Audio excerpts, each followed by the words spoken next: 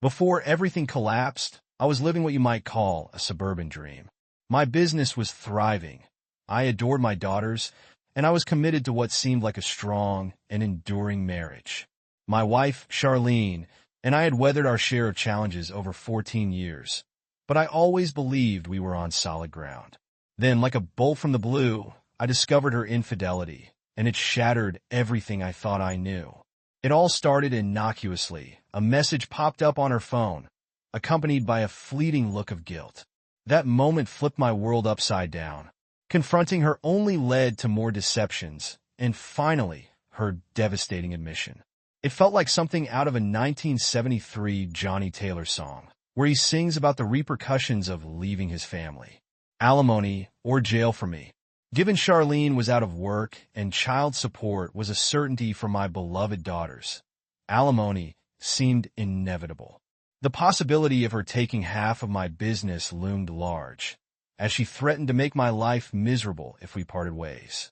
Leaving my lawyer's office one afternoon, I felt utterly defeated. Charlene had the upper hand, and her words echoed in my mind. I've been seeing him for 8 months. He's a good lover, different, not better. Think hard before you do anything rash. But who was this person? She was not the woman I married. Her cold declaration that she wouldn't have to sneak around anymore was chilling. She even planned to organize her schedule to include her lover, leaving me dumbfounded. Returning home after staying away for a couple of days to clear my head, I was met with mixed emotions. Charlene's smirk nearly drove me away again, but the joy of my daughters kept me there. That night, after the kids went to bed, Charlene tried to normalize her new arrangement, casually mentioning her weekend plans with her lover, as if it were nothing. That's when I laid down my terms, the words rehearsed, but heavy with emotion. I'd stay in the house until our youngest daughter was old enough to decide where she wanted to live. I made it clear that our marriage was over, regardless of her actions with her lover.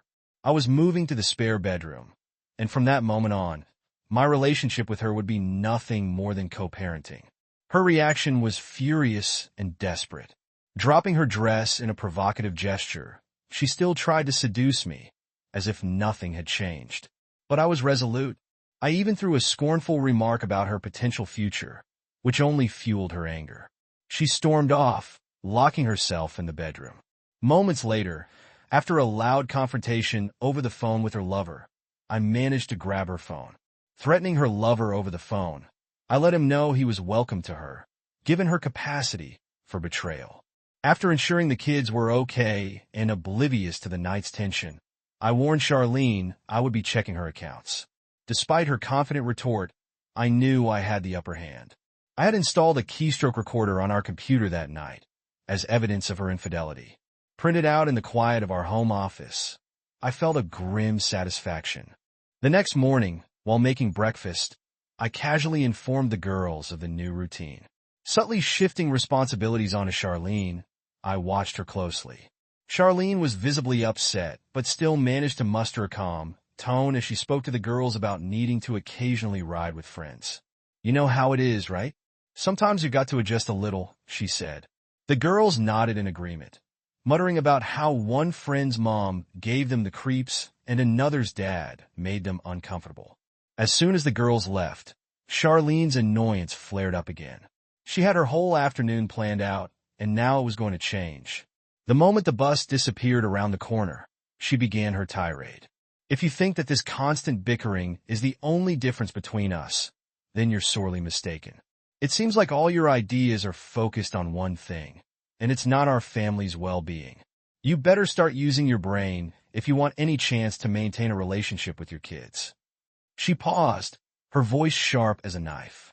Oh, and one more thing. The house is rigged with audio and video. Bring him over, and I guarantee it'll be broadcast online within an hour. Have a crappy day.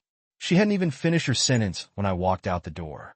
By lunchtime, I was watching videos of her pacing and searching frantically for the cameras. Her frustration was palpable. Good luck with that, I thought. Even I didn't know where they were hidden. The installer had recommended this setup precisely, so I wouldn't accidentally reveal them. I also tapped into a few of her phone calls, and they were enlightening to say the least.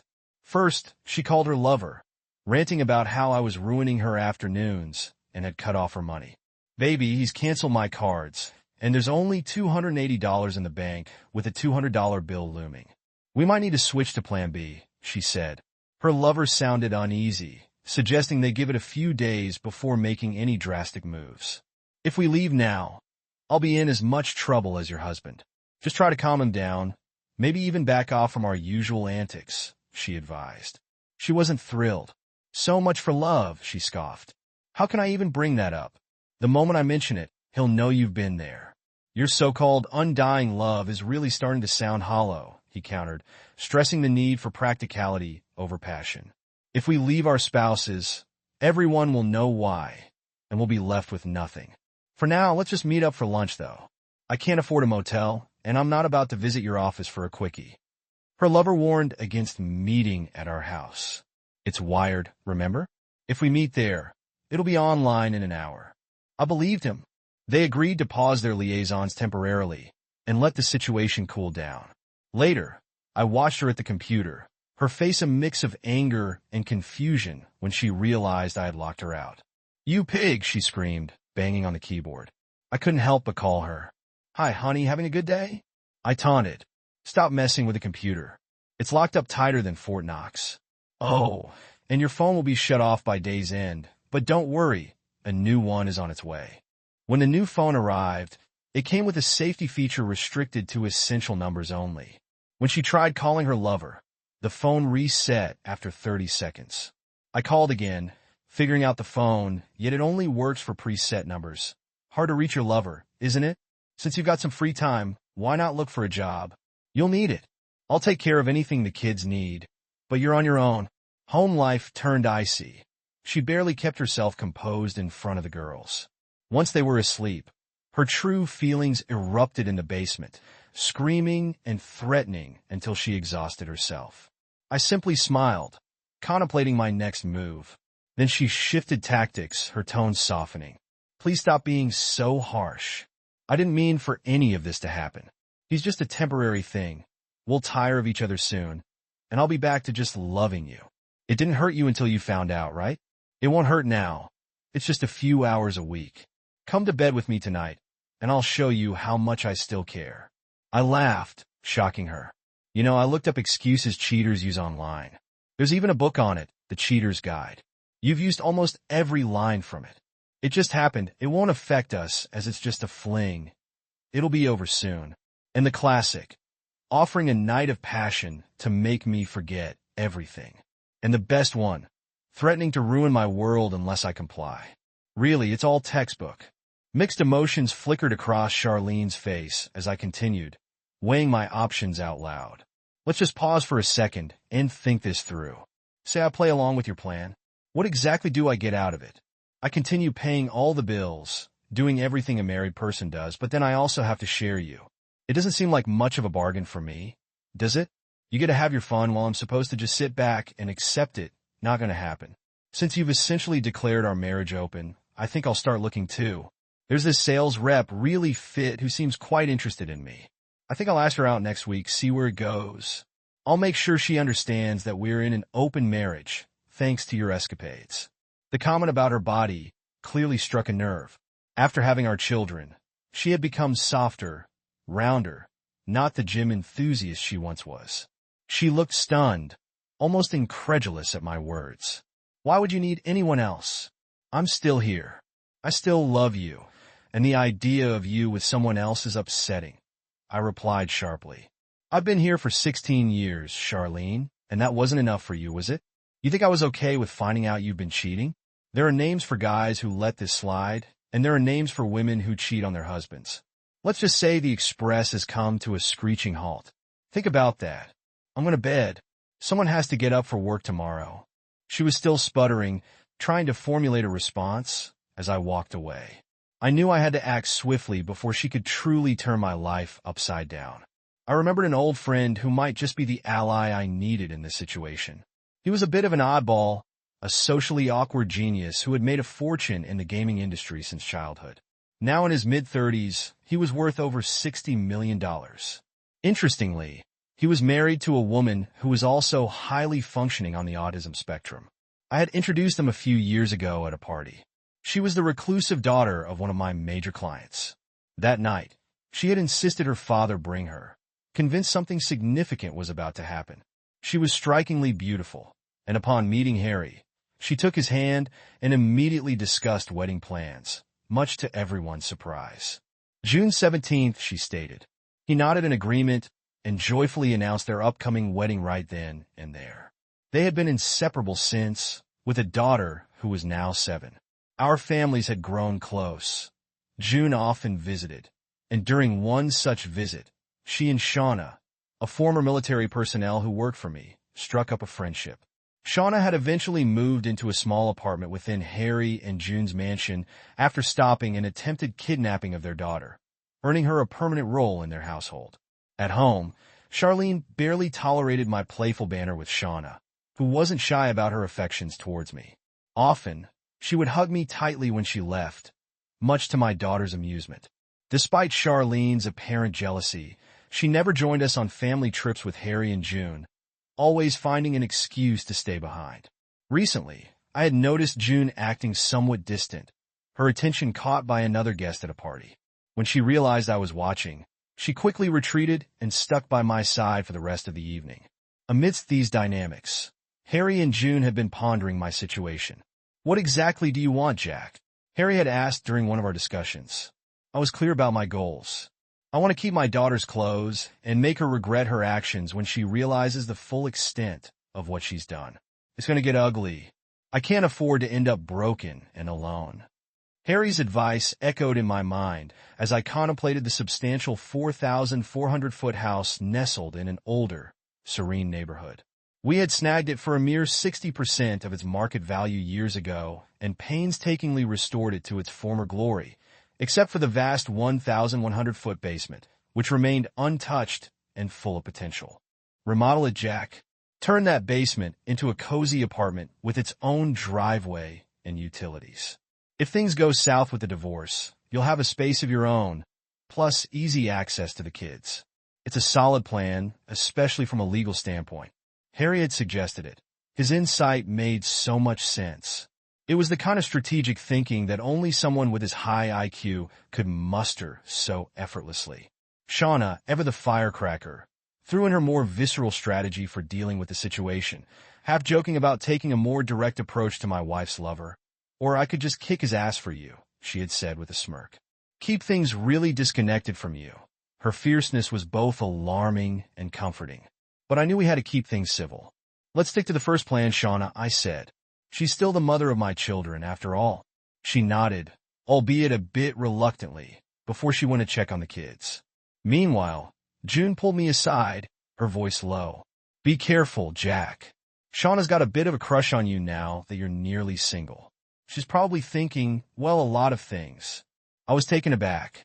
Shauna and I had always gotten along, but I hadn't considered her feelings might run deeper. Back at home, the property and everything we had built together were in my name, since I was the sole breadwinner at the time of purchase. This fact gave me a slight upper hand as I began consulting with contractors and architects to transform the basement as Harry had suggested. Concurrently, I eased up on Charlene, partially to keep the peace. I gave her an allowance for her personal expenses and even installed a sophisticated GPS anti-theft system in her Mercedes that let me remotely shut down the engine. This feature came in handy one day when she stretched her lunch far longer than plausible, tracking her heading towards her lovers. I disabled the car. Panicked, she called, "Jack, the car cut off and won't start. I'm stuck." "Where are you?" I asked, knowing full well where she was. She hesitated. "Across town. I was just going to drop by a friend's." "Isn't your friend at work?" She faltered again, her story crumpling. "Yes, but she left something for me." "Try starting the car again," I suggested casually. The car started but shut down again after she drove a few blocks. By the third call, she was livid, and it took only a little more nudging before she headed home, fuming. Over the next month, Charlene used her allowance to buy a burner phone, unaware that I had already bugged it. Her conversations with her lover revealed their plans were faltering. "Maybe we should just call it off for now," he said. "He's not reacting like we hoped, and I'm afraid he'll do something drastic." She worried. Her lover scoffed. "He's a chicken, Charlene. You have him by the balls because of the kids. He won't do anything to hurt them. Maybe not, she replied. But we're fair game. He can be ruthless. If this gets out, you could lose your job. Have you told your wife you're leaving her yet? Silence. Man up and tell her before my husband does. Realizing they were backing off gave me the upper hand, allowing me to refocus on my business and long-term strategies without the immediate pressure of their next move. Meanwhile, I arranged a dinner meeting with the county commission chairman, a longtime acquaintance of my father. We met at an upscale steakhouse out of town, ensuring privacy and a relaxed atmosphere. After a hearty meal and a few drinks, I laid out my plans about possibly relocating my business due to attractive tax incentives from a neighboring county. Fred, the chairman, frowned, clearly worried about the economic impact and the optics during an election year. Why would you move? The county has always valued your business, he questioned, his voice laced with concern. I'm not looking for concessions, I explained. I need a rezoning approval for the new property. It's crucial for my expansion plans. Fred looked puzzled. But if there's been no opposition to the rezoning notices, it should be straightforward. Why anticipate problems with the permits? With the situation at home becoming increasingly untenable, the conversation with Fred had provided a crucial opening. His concern was palpable as we delved into the scandalous dynamics that could upend the local bureaucracy. You're certain about this? Fred asked, his voice betraying his unease. Yes, I have concrete evidence, including some rather compromising video and audio footage. I admitted, laying my cards on the table to underscore the gravity of the situation. Fred felt the weight of the impending scandal heavy on his shoulders. What exactly do you want from me? He asked. I'd appreciate his resignation. Apart from that, I need some building permits pushed through without his interference, I said. Fred thought for a moment before proposing a temporary solution. We can arrange for him to be out at a seminar for a few days. Will that work for your plans? That would be perfect, I replied. After the elections, I'll expose him. This gives you enough time to handle things discreetly, I concluded, setting the stage for a strategic withdrawal that would minimize the fallout. As Fred and I parted ways, the air was thick with the unspoken acknowledgement of how much had changed. I returned home to find the contractor already busy with the basement remodel. Surprisingly, Charlene seemed detached, likely preoccupied with the unraveling of her own plans. She attempted reconciliation, clumsily explaining her actions as a result of boredom and a feeling of being less desirable. It was a mistake, one that won't happen again, she insisted, but her excuses fell flat. What happens next time? Instead of reaching out to another man, you could have engaged in healthier activities, but you chose differently, I responded. Our relationship is withering, Charlene, and it's only a matter of time before it ends. I responded, my tone final. The ensuing weeks were a blend of superficial normalcy and deep-seated tension. We took a family trip to Disney, where I made it clear, through our sleeping arrangements, separate beds, that our relationship was fundamentally altered. Charlene's attempts at rekindling our intimacy were met with firm rejection, culminating in an argument that led her to hint at divorce. Seeing no other path forward, I initiated legal separation proceedings. I took the girls aside at the park to gently explain the situation. Their tears were heart-wrenching, but I reassured them that while I might be moving to the basement, I wasn't leaving their lives. I'm still here just downstairs. You'll have keys to come see me whenever you want, I promised, handing them each a key. Their small faces brightened at the thought, returning home. Charlene's explosive reaction to the situation confirmed my decision.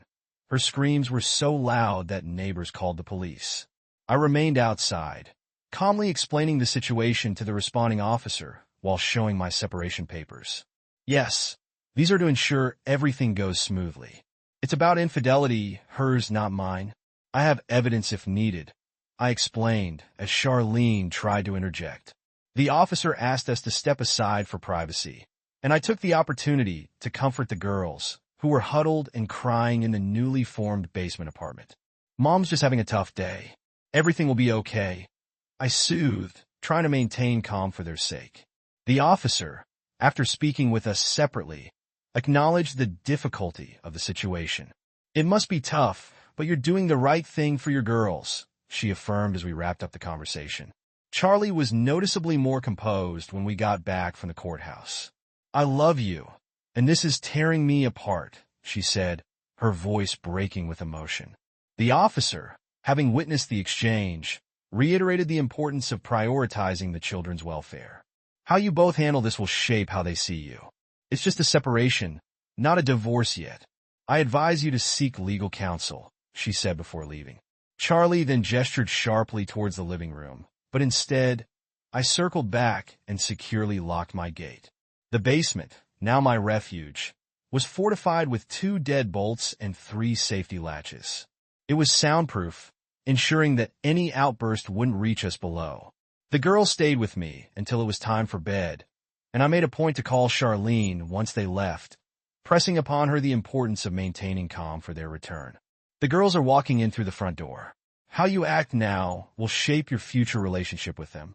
Think of them, I advised before hanging up. The night passed quietly, a sign that perhaps my words had some effect.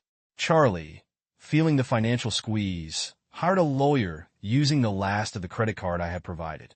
Quickly pushing for an expedited court hearing, in court, the judge inquired about the reasons for the separation papers. I laid out the situation candidly, stating, Your Honor, my wife has been engaged in an affair for at least 9 months. She declared that the affair would continue regardless of my feelings. I could not allow our daughters, aged 11 and 13, to be exposed to or influenced by such a lifestyle. I offered to provide audio and video evidence of the affair, all obtained legally, which seemed to sway the judge's perspective significantly. The judge then asked about my living arrangements. I'm exactly 26 steps away from my daughters, Your Honor. I remodeled our basement into a separate apartment. It has its own entrance, and my wife and I have agreed to restrict our access to each other's living spaces by invitation only, I explained. Turning to Charlene, the judge advised her to reflect on her choices, emphasizing that counseling would be advisable. If this were to proceed to a divorce, this is merely a trial separation, the judge concluded.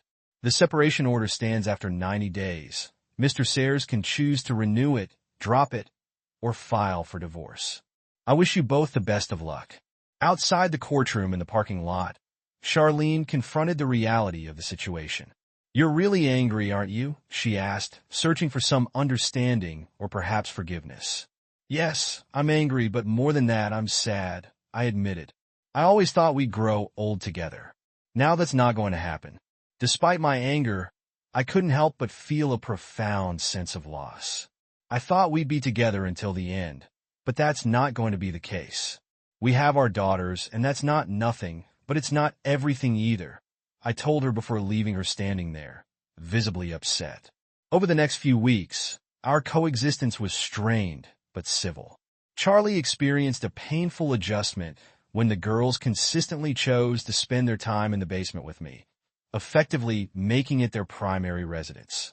They decorated it to their liking and really made it their own, which included frequent sleepovers and backyard barbecues with friends, turning our home into a hub of youthful activity. One day, I invited Charlene to join us for a meal the girls had prepared. They were excited to show off their culinary skills with a menu that included roast chicken, grilled vegetables, and homemade cheesecake. The dinner went surprisingly well, with Charlie participating in the cleanup and taking a genuine interest in the girls' activities. The ongoing tension, however, was palpable whenever other parents, particularly mothers, hinted at or directly suggested the possibility of dating me. These suggestions, often made in front of Charlene, only added to the strain. Charlie's critique was biting after the social gathering. What were you thinking? That woman was practically on your lap. Do you realize how humiliating that was for me? She scolded. Not really. Was it as embarrassing as being caught cheating? I've mentioned before, I'm not planning on staying celibate forever. Did you know she has 3 tattoos, one quite risque? I retorted, recalling the details from a recent pool party that had revealed more about Allison than Charlie had expected. Her expression of shock was a small victory, though I wasn't aiming to fuel the fire for our impending divorce. Despite the tension at home, I kept a close watch on Charlie's activities, monitoring her calls and her movements around the house. Transitioning from 2 lovers to none had clearly taken a toll on her, as evidenced by her increasingly isolated behavior. As time passed, the county manager retired, and his successor took the opportunity to streamline the budget, leading to Bob's quiet dismissal after his indiscretions came to light. The fallout was significant, and when Charlie found out, she oscillated between anger and guilt. "Did you really have to do that? He has children. How is he going to support them?" she asked, her voice quivering with a mix of emotions. "He should have considered that before his affair. Besides, his wife has a degree in accounting, and I've offered her a job. She won't be without support," I replied, firm but fair. Bob's wife was understandably distraught when she learned of his firing. "What am I going to do now? He was our only income. How will I care for our kids?" she asked, her anxiety palpable. Her youngest child clung to her, seeking comfort, as I reassured her, "You'll work for me, even if it wasn't your husband's fault directly. I feel a responsibility to help. It's a no-strings-attached offer. If you decide to leave him, you have my support." The offer was a lifeline she desperately needed. A few days later, she confirmed her willingness to take the job, her voice steady but tight with resolve. "He wasn't going to tell me he was fired until I confronted him. I've secured our finances, so he can't flee." "Is the job offer still open?" she inquired. "Yes, it's still open. Start whenever you're ready," I assured her. She began working part-time the following week, balancing her new responsibilities with her role as a mother. At the office, changes were afoot as well. The absence of Charlie's picture from my desk didn't go unnoticed. Misty, one of the staff who had previously clashed with Charlie, expressed her relief at the change. "Fire me if you want, but I'm glad you're finally free from that ordeal," she said. She was always harsh with the women here. "And just so you know, I like romantic movies, French food, and long massages with scented oils," she flirtatiously added, hinting at her interest now that I was nearly single. Misty, a striking redhead with a confident air, always managed to turn heads with her carefully chosen office attire. Despite being 12 years younger than me, her mature demeanor suggested that she was headed for marriage soon. I had even half-jokingly promised to walk her down the aisle and contribute to her honeymoon, certain she wasn't harboring any serious feelings for me. One day, the office was particularly quiet, just the two of us in a place full mood. I responded to her teasing with a risky joke, asking about whether her carpet matched the drapes. Her reaction was priceless. She covered her mouth in shock, giggled, and as she darted towards the door, she threw back a cheeky reply about preferring smooth floors these days, hinting at a conversation she had with Jerry about it.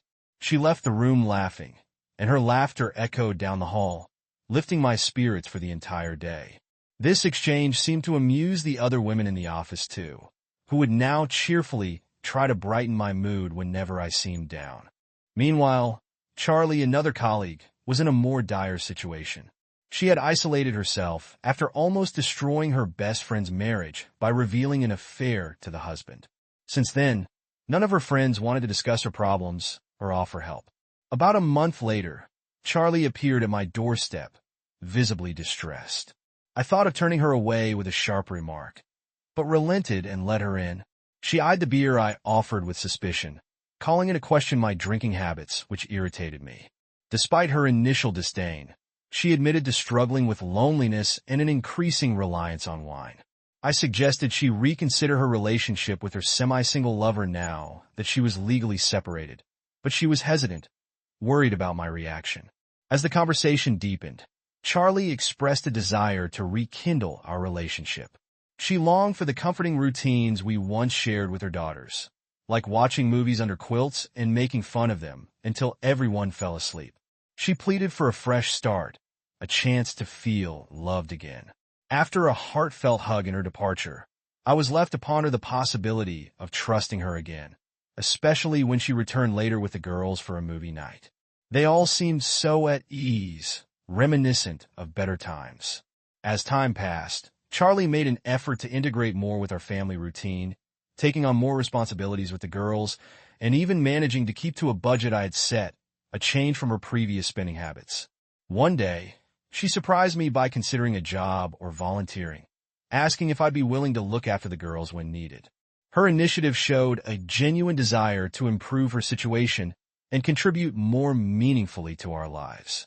After Charlie started going to the gym and getting back in shape, I noticed her newfound confidence. Impressed with her dedication, I gifted her some extra money to splurge on new workout gear and outfits. Our relationship took a familiar turn one evening after we indulged in too much wine and watched a movie. Leading us back into a physical relationship, Charlie's usual reserved nature surprised me that morning. She showed a willingness to explore things she had previously disliked, which left me feeling both awkward and grateful for her efforts to mend our relationship as we navigated this renewed intimacy. Charlie and I agreed to keep things casual, fulfilling each other's needs without the pressure of exclusivity. Though she admitted she hadn't been with anyone else since our reconciliation, I believed her for the most part. My trust in her was reinforced by my discreet monitoring of her activities over the next couple of months.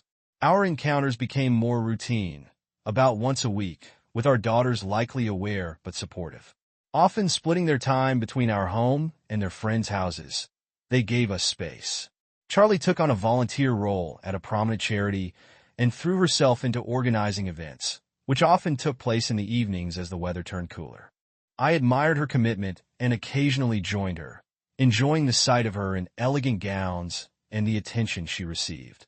Though it was clear she made a point to highlight our relationship to any interested parties, the demands of my business meant I couldn't attend as many events as I would have liked. This seemed to disappoint her. However, she understood the constraints of my schedule and tried to accommodate by sensing her early mornings with mine. Trusting in her transformation, I eased off the surveillance, focusing instead on the positive aspects of our growing relationship. We were reconnecting slowly but surely, and I felt hopeful about our future. This sense of normalcy extended to family outings, like a weekend invitation from June and Harry to their mansion. There, the girls could enjoy the pool, and I could catch up with old friends. During this visit, June shared some unsettling news. Charlie had been seen at a charity event, seemingly too close to a known philanderer. The revelation, supported by photographic evidence, was a harsh blow, especially after all her promises and our recent progress. Confronted with this potential betrayal, I was forced to reevaluate everything. The trust one had slowly rebuilt was shattered, despite the idyllic setting of our weekend getaway. My thoughts were clouded with disappointment and the looming decision of confronting Charlie. The prospect of another divorce loomed large, and I pondered the best way to handle the situation, considering the well-being of our daughters. The next couple of days were spent trying to maintain a semblance of normality for the girls, who were blissfully unaware of the undercurrents. During our stay at June and Harry's estate, we enjoyed outdoor activities like horseback riding and fishing, which offered a temporary distraction from the turmoil. Amidst the serene backdrop of the estate, I engaged in reflective conversations with Harry. I appreciated their unwavering support and the role they had played in both my personal and professional life. Their encouragement had been instrumental in my venture into innovative water systems, which had become a surprising success in the market. Harry and June's enthusiasm for the shower prototype I installed in their home quickly turned into a business opportunity when their affluent circle of friends expressed interest. Initially hesitant, I was persuaded by Harry and June to transform my prototype into a viable product. Harry's lawyers secured the necessary patents and established an LLC, and soon we were fitting custom shower systems into luxury bathrooms, garnering accolades from a high-end clientele that included celebrities and influential figures.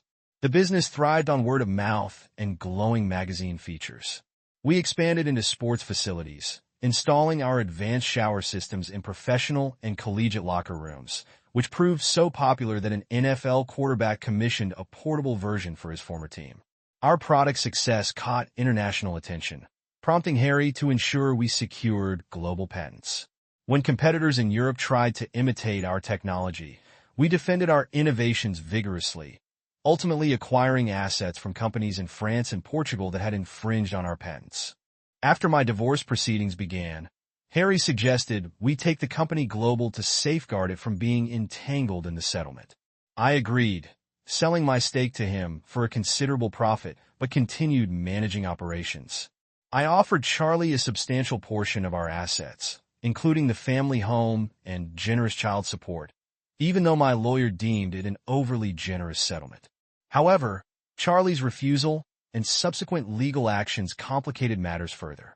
She countered with accusations of mental cruelty and alleged affairs, which prompted legal threats of slander from the parties she accused. The situation escalated when Shauna confronted Charlie, warning her sharply about the consequences of her unfounded allegations. This direct confrontation seemed to resonate with Charlie, leading her to reconsider her approach. Despite the tumultuous proceedings, a surprising visit from Barbara Duncan, the wife of Charlie's lover, added another layer to the unfolding drama. Barbara, seeking assistance for her own divorce, was taken aback when I offered to connect her with my lawyer and provide evidence that could aid her case. Barbara's visit turned into an opportunity, not just for legal strategy, but also for career advancement. Recognizing her qualifications in international business and her multilingual skills, I saw the potential for her to contribute to our company's global expansion. I proposed she take on the role of International Marketing Director, a move that would benefit both our company's ambitions and her immediate need for employment. Charlie had a major meltdown, and there you were, wondering if this was some form of retribution. I've reached my breaking point, Charlie. Shut up now, or the deal's off, and you'll have to fight tooth and nail for every bit of this mess you've caused. You've wrecked these women's lives. It's all on you. Don't talk to me. Talk to my lawyer if there's anything you need. The girls will let me know if they require anything, but trust me, I'm certain. You interrupted the divorce is definitely happening. I'll be looking for someone new before the ink even dries. Those girls need a strong, positive female role model. Go ahead, wreck more homes, and send those women my way when you're done. Goodbye, Charlie. My anger was palpable, scaring her into a corner, eyes wide, voice lost to silence. I stormed out, leaving the door ajar. The girls detested the entire situation. They found out, despite my attempts to protect them. They hadn't seen their mother for 3 weeks before I convinced them to spend a weekend with her. She's still your mother. She hasn't betrayed you, and she loves you. If you can't stay, come back, do it for the family. At 11, Darcy sighed. We'll go, but you're wrong, Dad. She betrayed us too and took away our normal family. It's never going to be the same. We do things with you, with her, but never together again. As she shared these heart-wrenching words, she hugged me and walked away. Kids these days are so perceptive. Therapy seemed inevitable. It took 11 grueling months and a hefty $600,000 from the settlement before she capitulated. She requested one last hour before signing the divorce papers. I called her. What can you say to change anything now? If you're sorry, I accept, but otherwise, just sign the papers. No more drama. Darcy, now 12, was blossoming into a striking beauty, and Marissa, almost 15, could pass for a 20-year-old model. People still came over for pool parties and man cave gatherings. When the boys showed up, the mothers kept a vigilant watch. Charlie never made an appearance. I was still footing all the bills and would continue until the youngest graduated from college. I altered the petition. Instead of Charlie keeping the house, it would be sold, and the proceeds split evenly. Charlie would have enough to live on comfortably if she was careful. The ink was barely dry on my divorce papers when Brenda made her move. I gently halted her advances. I'd love to, Brenda, I said, but you work for me. It could get awkward if things didn't work out, trying to maintain my professionalism. I added, I can continued, trying to maintain professionalism, but she was determined, ready to quit her job in a heartbeat for a chance with me. I laughed it off, reminding her how much she loved her job and that no one else would pay her as well. She teased about marrying the bank, but I urged her to reconsider, keeping the conversation light. She sighed, well, I had to try, and with a mischievous sparkle in her eyes, she revealed she wore no underwear, offering a lace thong as a memento of what I was turning down. As she twirled at the door, her skirt lifted, revealing more than intended, leaving with a grin. Meanwhile, Barbara was blunt about her needs. I'm not looking for a relationship, just to get laid, she said. It's been almost a year, and I'm tired of buying batteries. She was flying to France the next day. I tried to keep the mood light, suggesting she might meet someone there. She revealed she'd taken a cue from Brenda and was wearing nothing beneath her dress, trying to tempt me further. I insisted she leave it alone. I was still adjusting to being truly single. Brenda eventually found another accountant, and they're still together. Barbara moved to Nice with the Frenchman and now leads our European division. As for me, I spent about 9 months dating, nothing serious, just reconfirming that I could still find pleasure. Harry and June were supportive, and I stayed involved with the girls. Shauna moved on, which was a slight disappointment. 13 months post-divorce, Charlie got engaged to a guy from her volunteer work after her affair and our split. I had suggested she find a new job, which she did. I met her fiancé a few times. He's a decent guy, never married before. I wondered about her honesty regarding her past, but it wasn't my place to pry. The girls liked him. He was funny and took them out while their mom worked.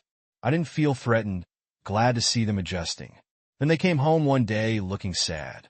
Josh is out of our lives, they told me. He broke off the engagement. See, seriously, Dad, it's Mom. What do you think happened? While I was comfortable speaking to Charlie when we crossed paths, I didn't push for more interaction. I had removed all the surveillance equipment after the divorce, though I was tempted to turn it back on. Thankfully, I resisted that urge. 17 months after the divorce, I returned home one day to find Shauna visiting with the girls. Marissa, now 16, was thrilled about the new Jeep I had bought her. It was safer and resembled the car Shauna had driven in her youth. Darcy was ecstatic about a camping trip Shauna had proposed. Dad, guess what? Shauna wants to take us camping, and Star is coming too. Can we go? She asked excitedly. I was taken aback by Darcy's newfound enthusiasm for camping, which seemed a tad girly for her usual tastes. Shauna caught my puzzled look and grinned. I haven't seen you in nearly 2 years, and now here you are, plotting to kidnap my kids. I teased her. Though her smile only widened in response, come along then, she invited warmly. I'll need your help with 9 girls ages 10 to 16, she seemed confident, adding. You'll have them marching in line like it's boot camp. I doubt you'll face any problems. Imagining the lively camping scene, I chuckled. All right, I'm in, and it looks like I'll be on duty to carry gear and man the grill. Can't have the girls handling all that, right? Marissa smirked at my acceptance. Shauna playfully asked if she should bring that notorious white string bikini, making me laugh. Not this trip, she retorted quickly, her cheeks tinged with red. Let's keep it PG. I don't want the girls getting the wrong idea, seeing you all weekend. My own face warmed at her jab, and with a shared laugh, I agreed to keep things appropriate as we ordered pizza, and the girls dove into browsing camping gear online. I knew this adventure would likely put a dent in my wallet. Shauna made frequent visits before the trip, making sure the girls mastered the art of pitching and striking a tent until they could do it blind. Folded stars often came by too, displaying both her parents' intelligence and her mom's charm. During these months, communication with Charlie had dwindled to silence, except for when she needed to send the girls over during her dates. I wasn't thrilled about her choices, but the girls remained grounded and sensible despite everything. Then one day, Charlie called, sounding urgent about discussing the girls, which instantly put me on edge. I met her at her doorstep, where she didn't waste a moment before accusing me. Stop turning my girls against me. I'm tired of hearing how great Shauna is. If you're seeing her, keep it away from them. Her tone was biting. It took a moment to gather my composure before I responded with a laugh. Really, Charlie? From the woman who's had a revolving door of men recently? Do you think the girls don't see through your game nights? You're being a hypocrite.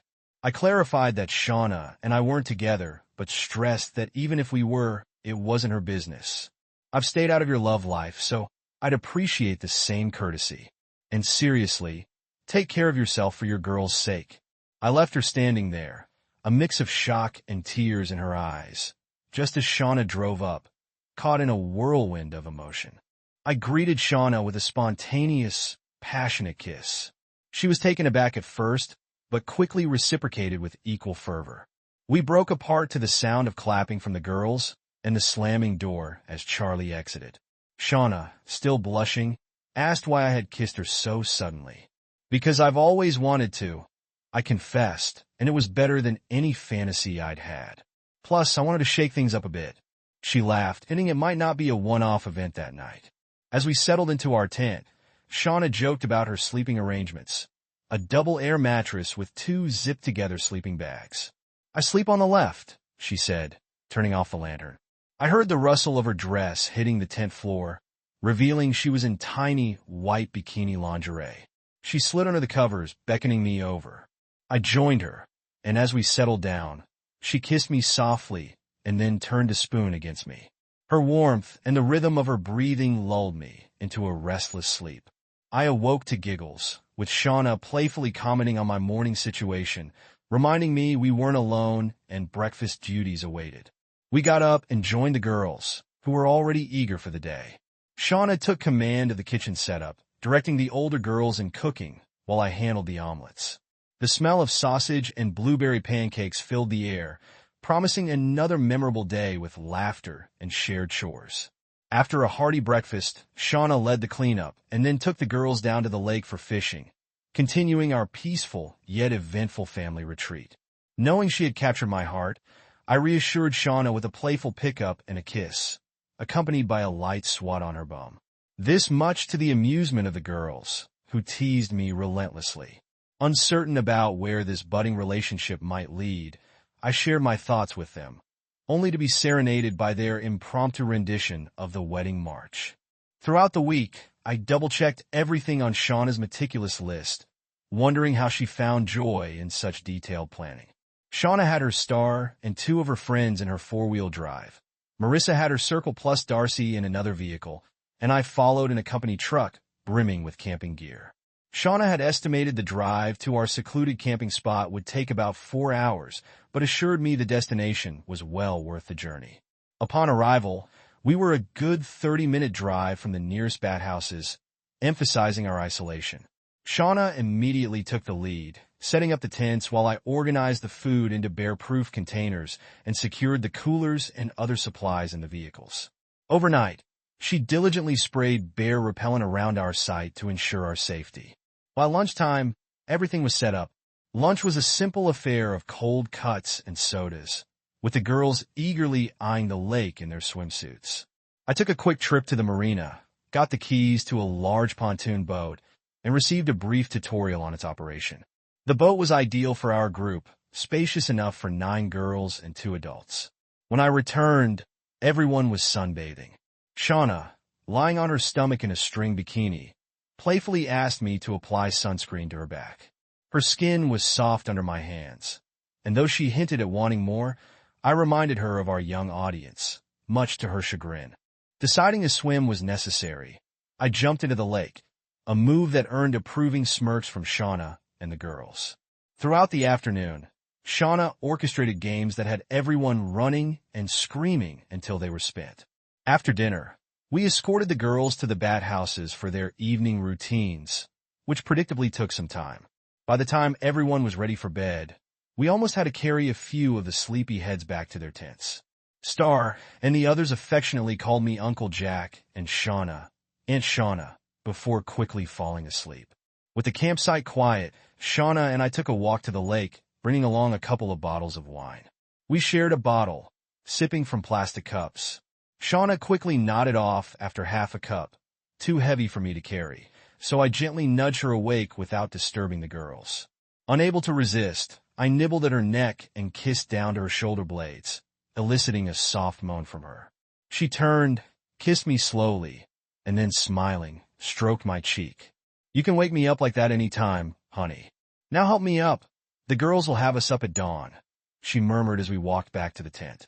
At the tent, I hesitated, seeing only one tent set up. Shauna tugged at my hand gently, whispering, "It's just for sleep, Jack." I'm vocal when I get started, and we don't want to disturb the kids' minds now, do we? Encouraged, I followed her inside. The next day, we treated the girls to lunch at the Marina restaurant, which offered a variety of Italian dishes: spaghetti, ravioli, meatballs. Much to their delight, post-lunch, we walked down to the pier, where the girls squealed with excitement upon realizing the large boat was for them.